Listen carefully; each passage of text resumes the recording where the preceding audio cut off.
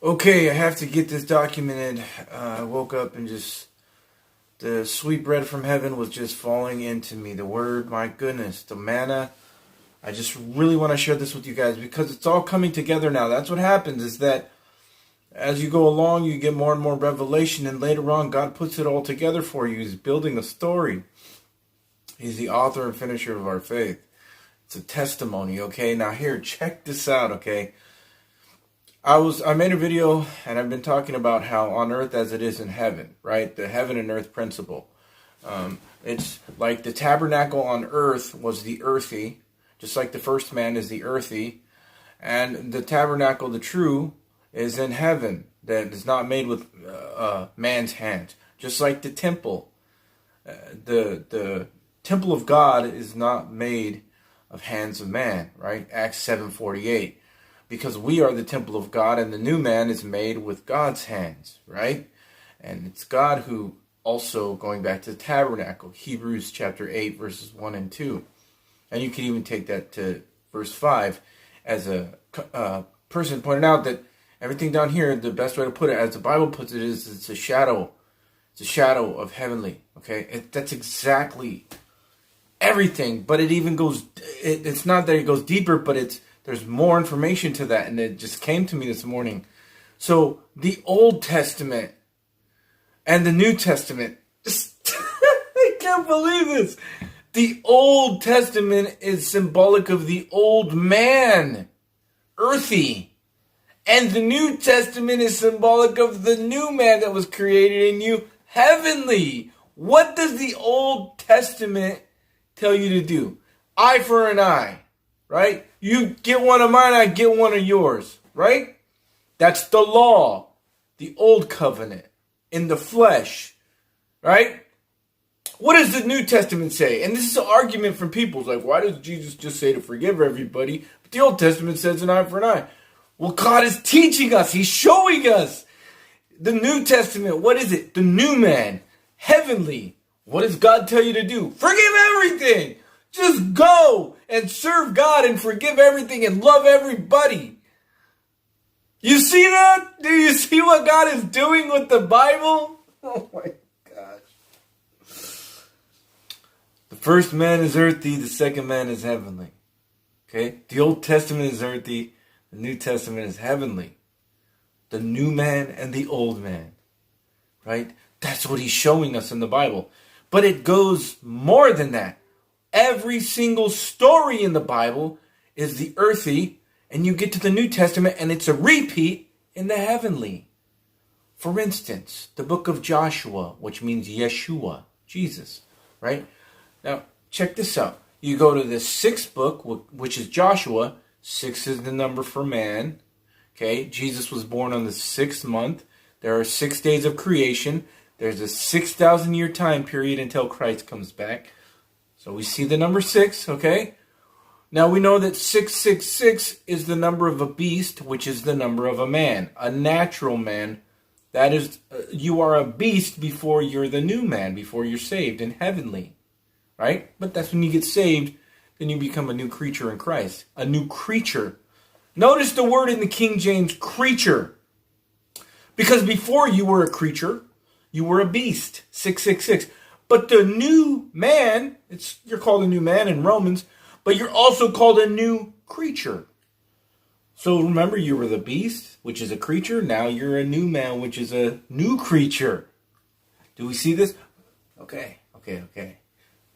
You go to the 6th chapter in the 6th book, which is Joshua, and the 6th verse. 666. The number of a beast is the number of a man. Okay. And it talks about when they were going to overtake the city, and there were 7 priests with 7 trumpets. Now this is on earth, natural, men, priests. But what is that? That is the earthly shadow of what was to come in the future, in the very near future now. The 7 priests are who? Those are the 7 angels in Revelation chapter 8. The 7 priests had 7 trumpets. In the book of Revelation, the 7 angels from heaven have 7 trumpets. That's in all the Old Testament is what it is. It's the earthly and the earthy. And then in the New Testament, you start getting revealed the heavenly. Just like the old man, right? And then the new man, you have to shed the serpent skin like the scales shed from Paul's eyes when he got saved. It's the same thing from the Old Testament to the New Testament. You have to shed that old man off for the Old Testament. It's still there for learning purposes. But then you get into the new man, the heavenly.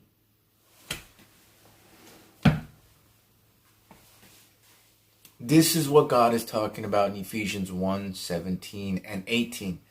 Coming to the full revelation. The knowledge of God. What is he doing? You know, all these people have all these questions, like atheists and other religions and stuff. Why this, why that? And that was one of the questions. Well, you know, why does God tell an eye for an eye in the Old Testament and in the New Testament forgive everybody? But this is what, this is the bigger picture. God has this whole thing. He's showing you this big, huge thing of what he's doing to you. So you have the Bible, which is this whole 6,000 year period thing, and then the 7,000th year, and then the 8th day, right? But you have it all. That's the whole thing. But then it all goes down to the microcosm, which is all about, in a sense, you. The Old Testament is the old man. The natural man. The New Testament is the new man, heavenly. That's why it's not normal. No, the word is, it's not natural to forgive your enemies, to love those that persecute you. Why? Because that's in the New Testament. That's the new creature. That's the new man. And that's the heavenly. That's the heavenly. But the old man, the old creature, says an eye for an eye. You see? 2 Corinthians chapter 4, verse 4 says that Satan is the god of this world, small g God. Now hold on a second. What does that actually mean? That means that all of the information, any group of people with power, with authority, Satan is controlling. He is the spirit in that group for the most part, right? Now, when Satan offered Jesus the kingdoms of the earth, that's what he's talking about. God made the earth, okay? But Satan controlled you could say the powers that be, so to speak. He was the spirit of the world, and Jesus didn't take it, right? So now, think about school. We're on school right now, okay? School. When you go to school, what age do you get out at? You get out at the age of a beast. Because you've fully been indoctrinated with both dark and light, which is lies and truth. You get out of school at 666. 6 plus 6 plus 6 is 18. That is the average age that you get out of school. When do you become a legal man? 18 years old. What is the number of the beast? Revelation 13 verse 18. The number of a beast is the number of a man. And that number is 666. Think about this. This is what the world that we live in consists of. This is what it is. Okay? And how many grades are there? 12 grades. On a clock, there are 12 hours. There are 12 tribes of Israel. You have to understand that the systems of this world are both truth and lies, dark and light. Now, some more interesting connections is that Jesus was found in the temple, right? And Joseph and Mary were looking for him for 3 days, hence the death, burial, and resurrection. Hence the 3 days of darkness. I've done a video about that in the Garden of Eden. At 12 years old, we know that there are 12 tribes of Israel. There are 12 hours in a day. But then, remember this, that at 30 years old, he started his ministry. So from 12 years old to 30 years old is 18. 666. The number of the beast, the number of a man. Jesus was both fully man and God. Do you see? 12 is L. L is the 12th letter of the alphabet. L-E-L, when you spell it out, means God. But then you have the ages of 12 to 30. So you have 666. Now you have the man part of it. You see that? And then Jesus starts his ministry at 30 years old. Ha ha ha! Forget about it, right? And then in our curricular school systems, you get out of school at 18. So what are our school systems symbolic of? The beast. Remember, from 12 to 30 is when we don't have any documentation of Jesus Christ. Now, I'm not saying he was a sinful beast man. No, I'm not saying that. I'm saying symbolically, he's teaching you something. He's showing you something. That those years are the years of, like, I guess you could say manhood, but like beasthood. Maybe the years. It's the 18 years, right? Now that's interesting because we get out of school at 18 years old, showing those 666 years. Right? That's what our school system is based off of. The beast curriculum. That's why it's truth mixed with lies. Just like you go to the garden. Truth mixed with lies. Mostly lies. Right? But it's really all a lie. But in our school systems, there's some truth to it. Here it is. In order for people to understand the big lie, you have to teach them the truths to get them to understand the lie, right? So if I want you to if I wanted you to be massively deceived with this lie, with this big lie, first I have to teach you how to get to the lie, right? When that's going to involve some truth, right? That just came to me right now. That's crazy. That's so crazy. But that's what it is. That's what it is. That's crazy, the 12-18 connection. And then you look at the 369 on the clock, and then you also have 12. When Jesus was on the cross, the 3rd hour, 6th hour, 9th hour, right? So 369 and then 12, of course, is a very prominent number. You have the 4 corners of the earth. When you look up at a clock, you're looking at the circle of the earth, right? And you have 12 constellations, 12 hours in a day, 4 corners of the earth. Of course, you know my channel. I believe that the earth is level, right, flat, and then it goes down, almost like a iceberg type of thing, but regardless, the top, the face, that's why the Bible calls the top of the earth that we're on the face of the earth, like your face. It has valleys and creeks and stuff like this, but it's still, at the end of the day, level, right? So the face of the earth. So that's what you're looking at when you're looking at a clock. The 12 constellations, the 12 tribes, the face of the earth, looking down from a top view. Right, Jesus sits on the circle of the earth and looks down on it, right? Okay, now remembering God's principle or the truth that in 2 Peter 3:8, a day is as 1,000 years to the Lord, 1,000 years as a day to the Lord. So 6 days of creation was actually showing us the heavenly meaning. Remember, the Bible is multi-dimensional. It's multi-layered. There are more than one meanings to these things, okay?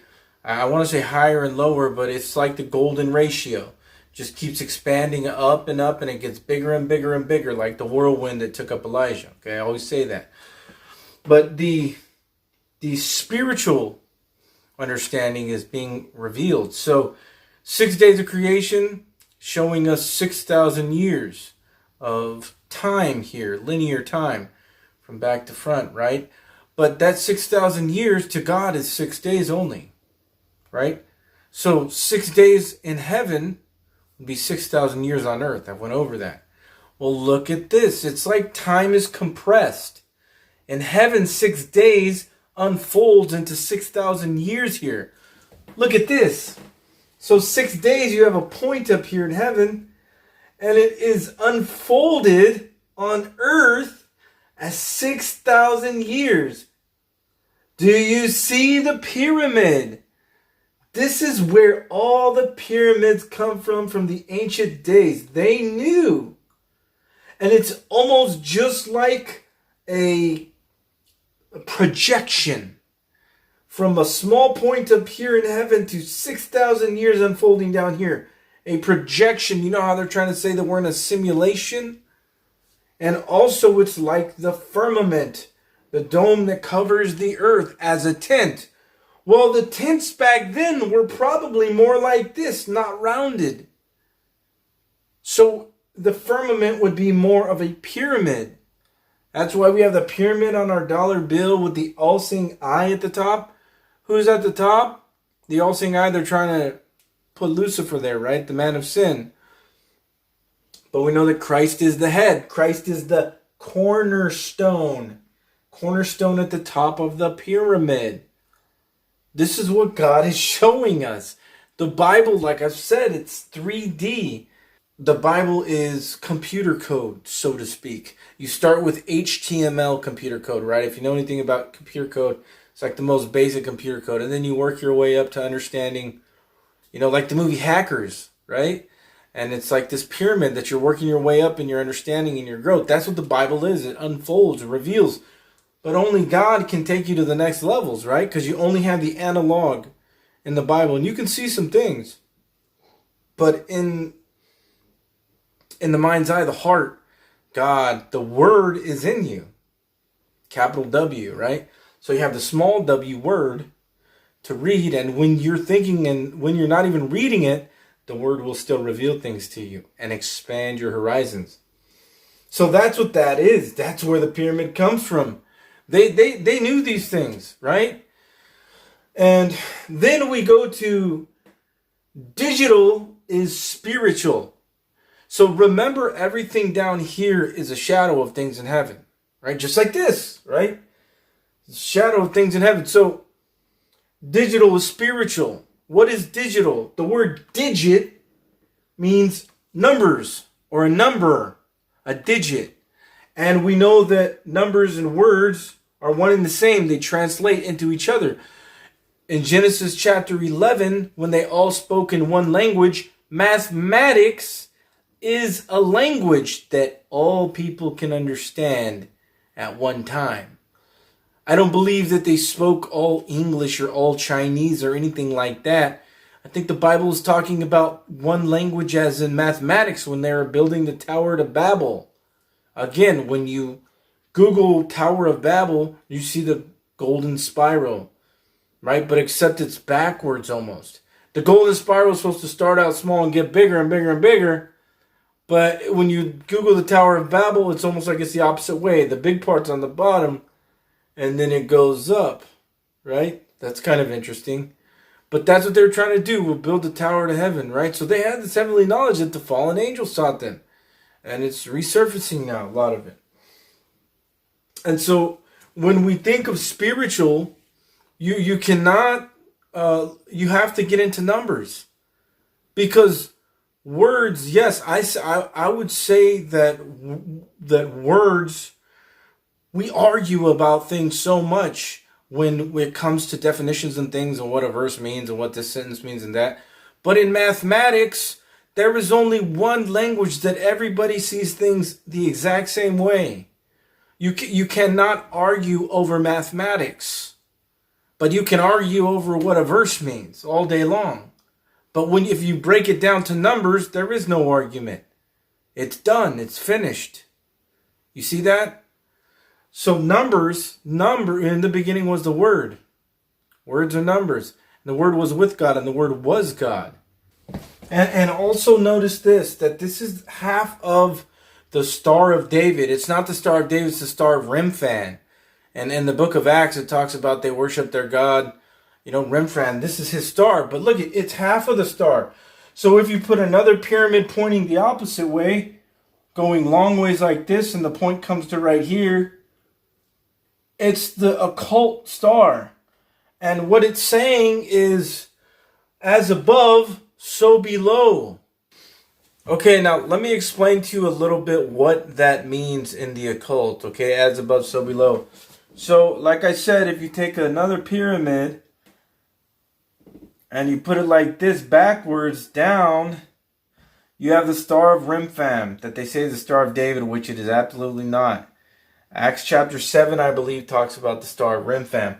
And what is it? Okay, so as above, meaning heaven, okay, heaven coming down to earth in a sense, it's a shadow of heaven. And then as above, so below. So what they're doing is bringing up hell to earth. So there's a shadow of hell on earth too. Not only on earth, but inside people. Remember, we are the temple of God, right? So it's backwards, okay? And what they believe, this is in the Kabbalah. All the celebrities and movie stars believe this, and they do this, believe it or not. But what it is instead of trying to, well, you climb your way to heaven, right? In your knowledge and understanding and what you do, but they believe that it goes backwards also, so that you're supposed to climb your way and do all the things of hell too. Everything backwards. Can you imagine what that means? I'm not going to get into that, okay? But they wear these little red bracelets, the Kabbalah bracelets. And that's where this comes from. And Kaaba, the Kaaba is cube. Kaaba, Allah. Allah is God. Cube, God. What is this? This is a cube. If you connect the points like this, like this, like this, like this, like this, like this, and then the center points like this, you have a cube. Kaaba, Allah, Kabbalah. That's why they go around the big black cube in Islam. You see? So, yes, the pyramid idea with the projection down to earth, like I explained, is true. But what the occult does is now they have this backwards thing and they got this cube thing.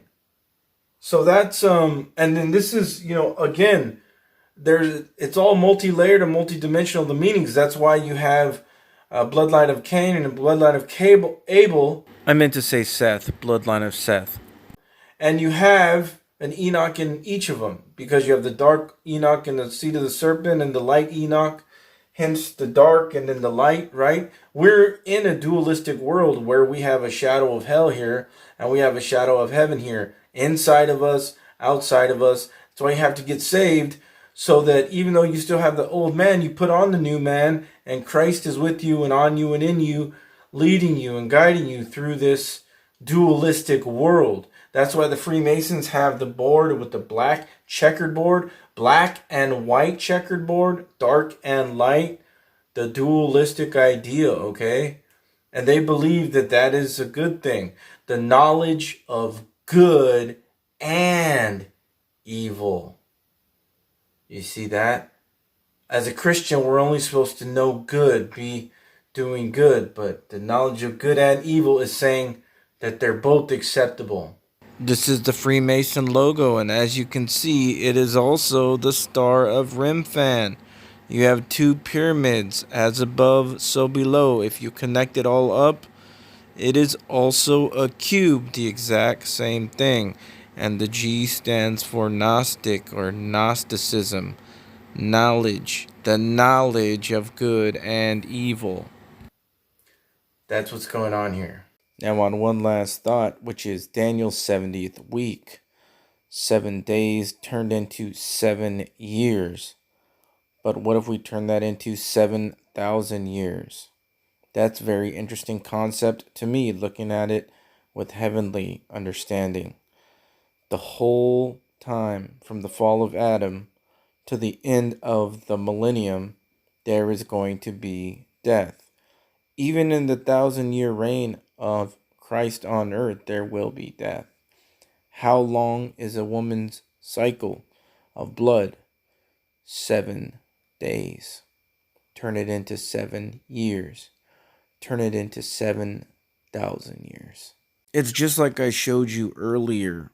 The starting point in heaven with time compressed 6 days or even 7 days. And then as it comes on earth, it forms a pyramid. and it gets larger, just like a projection.